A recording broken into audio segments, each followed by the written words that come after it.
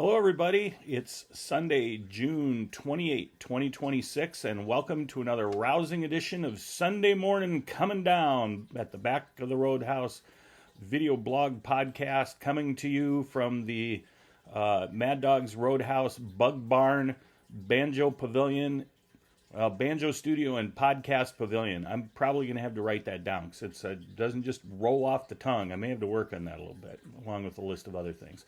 Anywho, we're back on terra firma after being gone for a while, and had a thoroughly interesting week last week. In all some of the wrong ways, and well, generally most of the wrong ways. But anyway, survived it.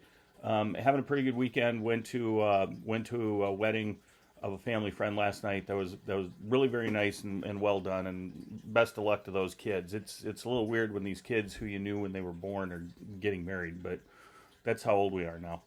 Anyway, the events of the weekend. Got up yesterday morning, made it down to the farmer's market. Had a great time down there. Always out on a search and destroy mission there. Get there early and get ourselves around and get what we need and get out. I like that better than getting there later in the day, because later in the day people are down there to have a social experience. And, frankly, that's just fine. Everybody's welcome to do that. However, people having a social experience at the farmer's market are what I call obstacles. They're in my way, and they need to do something else. It's like trying to buy groceries as everybody else is in an art gallery trying to look at paintings. I'm there to complete a list and get out. So I go early, and it works better for everybody.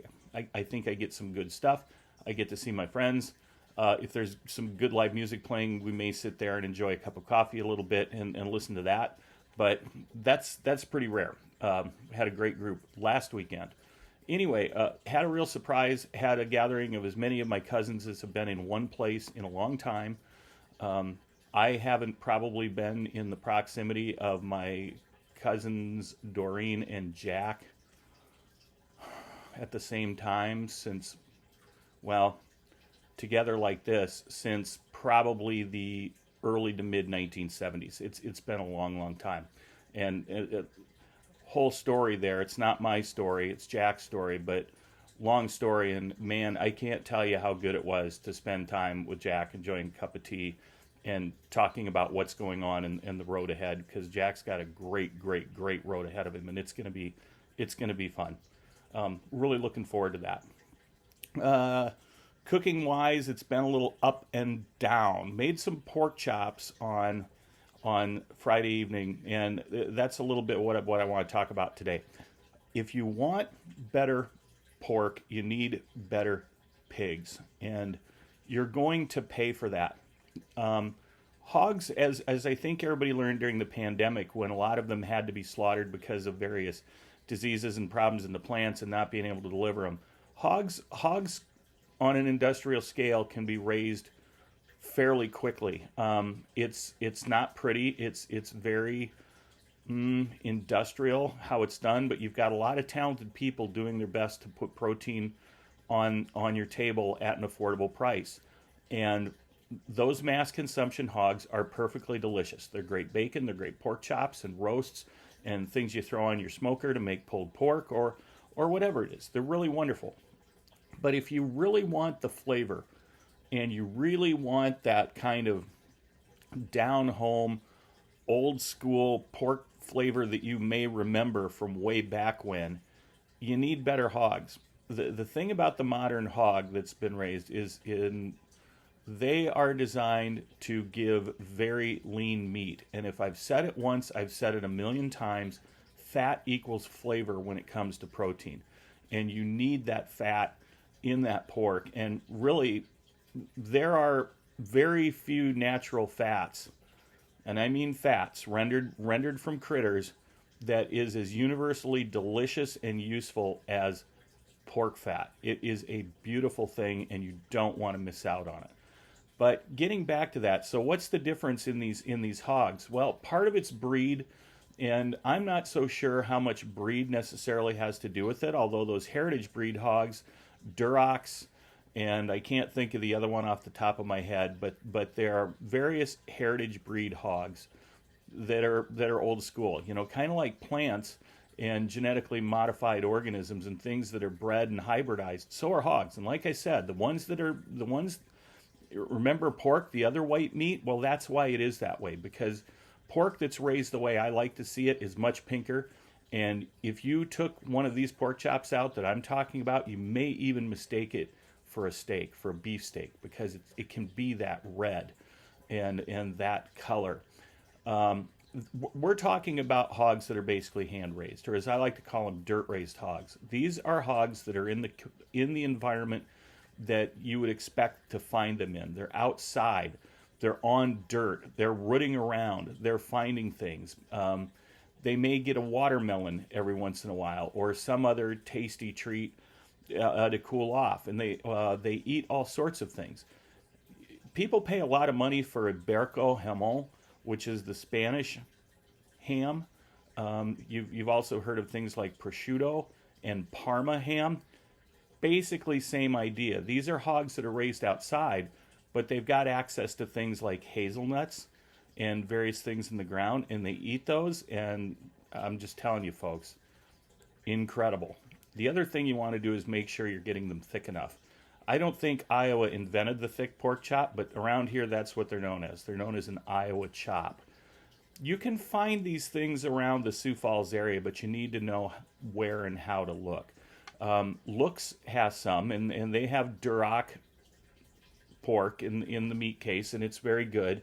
But really the best stuff I've found is there's a little store down in T called Maker's Exchange, which is kind of like walk-in Etsy, and there's a little bit of everything in there. People who craft things or, make candles or whatever have things there.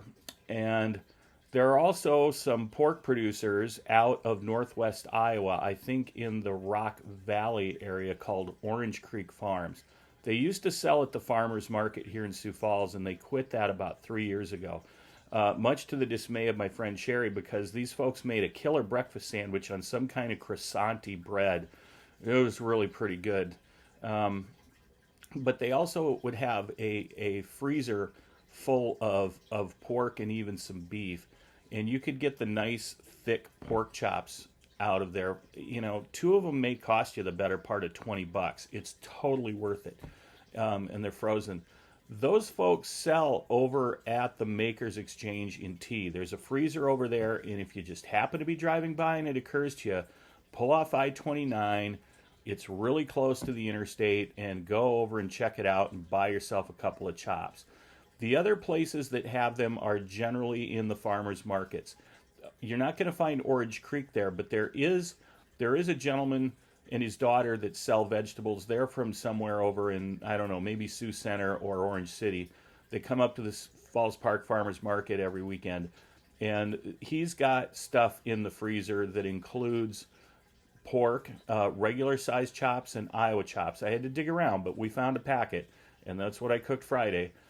Maybe roast, some other things, maybe some beef, but really good stuff. The other thing that guy has is chickens, and boy, oh boy, again, chickens that are raised industrial are just fine. They're affordable, and they feed so many people efficiently, effectively, and economically. But you get a good chicken that's been treated right and been outside and scratching and eating bugs and just picking around. That's the one you want. That's the flavor right there. And there are some of those around. You want to find those. Took a little walk off my beaten path Saturday and noticed that there are some additional vendors kind of back in the back parking lot. The farmers market has expanded a little bit. They took up my favorite parking places, but the trade-off seems to be kind of worth it. There are some vendors back there that bring up the deep freezes of meats. The Robinson meat folks from down across the river in northeast Nebraska used to come up just across the bridge from Vermilion, really used to come up and sell beef, and that was really great beef. They don't do that anymore, but you can find them online. There are some other sellers. There are some other producers that have stuff. Check out the prices, though, before you grab it out of the case. I picked up 4 rib lamb chops because, man, you can't beat You can't beat good lamb, and I don't know why you can't find more of it around here. I look for it when I can catch a rack of lamb at Aldi or something because those are just phenomenal. We'll talk about that sometime. But I for getting home from Ireland, considering the amount of money we've spent in the month of June, that was probably a rash purchase, and I am really looking forward to cooking those. There's no prices on this stuff. They weigh it out and do the maths. This guy, right, needed like exponents to figure this one out. So yeah, it was not cheap, but I'm really looking forward to that. And some other pork and some other chicken and stuff out there. Also over at the Brandon Farmers Market, I know that Mayborn Acres guy is out there, and those are really good chickens too. Anyway, the point is that if you want better protein on your plate, you gotta start with animals that are raised differently. Nothing wrong with the grocery store stuff. Perfectly good, perfectly wonderful. But you want a little treat in the form of your meat every once in a while. That's what you want to eat. So, folks, think on that for the weekend. Everybody get out there. I'm going to run some errands. I have got to land a faucet project out back. I'm replacing the stems in my spigots outside because it's time. And, they need to work a little better. But did you know there's a hardware store underneath Frisbee's on Minnesota Avenue? I did not. Literally, my neighbor told me the hardware store is down there, and I thought, nah, bunch of plumbing parts and stuff. Well, they have that, as well as just about everything else you think you'd find in a hardware store, such as birdseed, dog food, and God knows what else in there. But they had the valve stems, and those aren't cheap either. So I'm going to be treating that one really good, and I'm really looking forward to putting that in because that's about the only plumbing I'm capable of doing anymore. All right, everybody have a great weekend. Have a great week ahead. Get yourself some locally produced pork chops and enjoy those. Don't overcook them, for God's sake. Don't overcook them. About $1.35, $1.40 is right where you want to be. Get a thermometer and do it right. Get those. Try it. You're going to love it. Tell them Mad Dog sent you. Everybody play a train song. Have a great week. Thank you.